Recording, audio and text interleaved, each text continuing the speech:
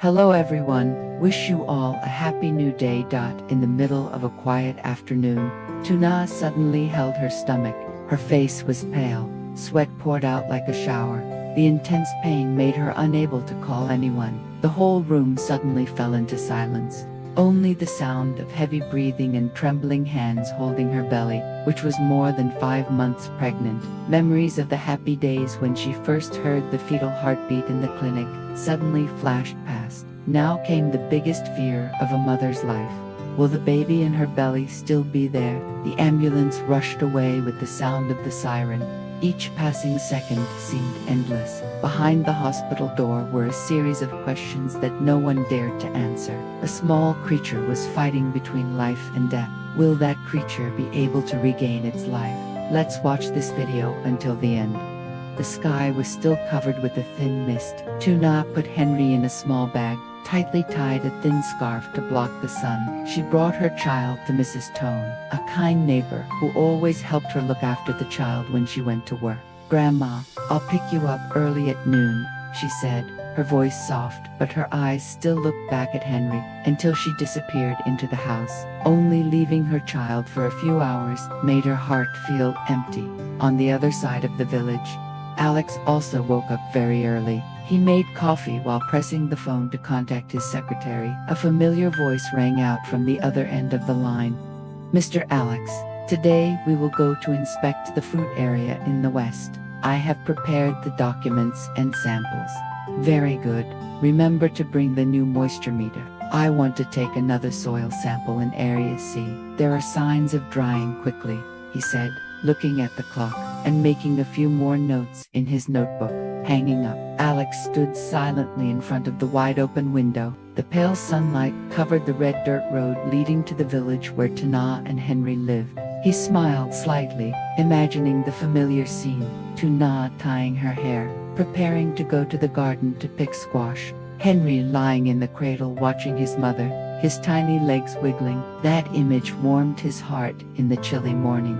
The village road in the early morning was the same as every other day. The smell of straw, smoke, the sound of roosters crowing, the sound of water flowing through the ditch. Tuna carried a basket of green squash, bundles of young vegetables.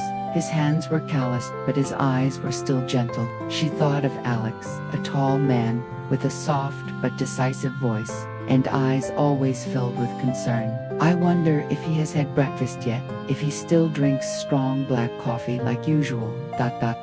She wondered, then smiled slightly. Meanwhile, Alex had set off. The road up the hill was bumpy, but he was used to moving early. His back was soon soaked with sweat. The wind blew against his face. The smell of soil and orange blossoms wafted past, making him suddenly remember the smell of Tuna's hair every afternoon when she dried squash in the backyard. He laughed, shaking his head as if to dispel his nostalgia, but his eyes still shone with silent love. Arriving at the farm, Alex, his secretary and Mai began their work, measuring soil moisture, observing leaf color, collecting fruit samples. He worked carefully, paying attention to every detail. While bending down to measure the soil, his eyes caught sight of the bright yellow squash flowers growing wild along the fence. He stopped and looked silently. A stream of memories rushed back.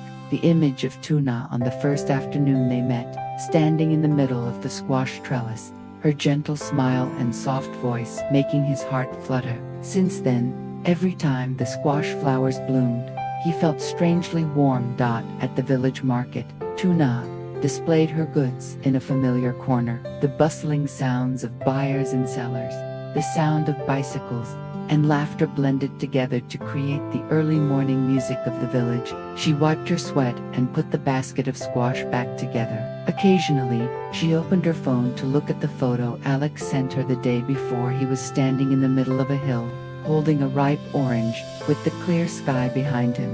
"You're always busy, but I know you do everything for the future of us and our children," she whispered softly. At the same time, Alex was also opening his phone, looking at the photo of Tuna holding Henry under the tree in front of the porch. The gentle wind blew through her hair. Her gentle smile made his heart ache. He missed the smell of Tuna's squash soup, missed Henry's laughter every time he raised his hand to tease her. They were only a few kilometers apart, but sometimes he felt like an ocean was separating them. In the middle of a crowded market, Tuna was bending down to arrange the basket of squash when she suddenly felt a strange, sharp pain running down her lower abdomen. She stopped, her hands gripping the edge of the table tightly, sweat beading on her forehead even though it wasn't too hot. Her breathing was rapid, her face pale. Could it be? She whispered, anxiously looking towards home. Trying to tidy up the goods, Tuna held onto the bike, walking slowly. Each pain became more and more obvious, causing a vague fear to rise in her heart. My child, please don't be okay. Late afternoon, the last rays of sunlight still lingered on the porch. Alex had just entered the house when he saw his mother quickly walk out, her face full of worry. Alex, are you home? Tuna is in the room. She said she had a stomachache since noon. I told her to go see a doctor, but she refused. Her face is very pale. Please take a look. Her voice trembled. Hearing that, Alex's heart felt like it was tightening. He rushed inside. On the bed, Tuna was sitting holding her stomach, her face pale. Henry lay beside her, waving his hands and crying softly. The scene made Alex stunned. He knelt down beside her, his voice urgent. Tuna, how are you? Does it hurt a lot? I'll take you to the hospital. She tried to smile, her voice weak. I'm just a little tired, probably because I went to the market a lot this morning. But before she could finish, the pain came back, making her frown. Her breathing was intermittent. Alex panicked and helped her lie down, his hand shaking slightly. No, I can't, rest assured. Let's go now, just bear with it. Alex's mother stood behind her, her hands clasped together, and she kept mumbling a prayer. Oh God, please bless her and her child to be safe. Tuna is gentle. Don't let anything happen. Alex hurriedly helped Tuna to the car. She was so weak that she could only hold his hand, her voice trembling slightly. I'm so scared. Alex, is our child okay? He squeezed her hand tightly. It's okay, I'm here. We'll be fine. Trust me. The car sped away in the sunset, the wheels scraping the dirt road, leaving a long trail of dust. Alex's mother stood on the porch, her eyes following, her hands still clasped together, trembling. Please God, please Buddha, let her and her child get through this ordeal. Each passing minute seemed endless. He looked at Tuna, her face pale, her lips slightly moving, and could only pray for one thing, for her and her child to return safely. In the ultrasound room, the atmosphere was tense, to the point of suffocation. The steady sound of the ultrasound machine echoed in the silence. Only Alex's heartbeat could be heard. He stood next to the bed, his hand tightly holding Tuna's hand. She lay still, her face still pale but her eyes filled with anxiety. Looking at the small screen in front of her, the doctor moved the probe, his eyes glued to the screen. A few seconds passed, seemingly endless. Alex swallowed, not daring to ask, just watching the doctor's every movement. Then suddenly, he stopped, smiling slightly.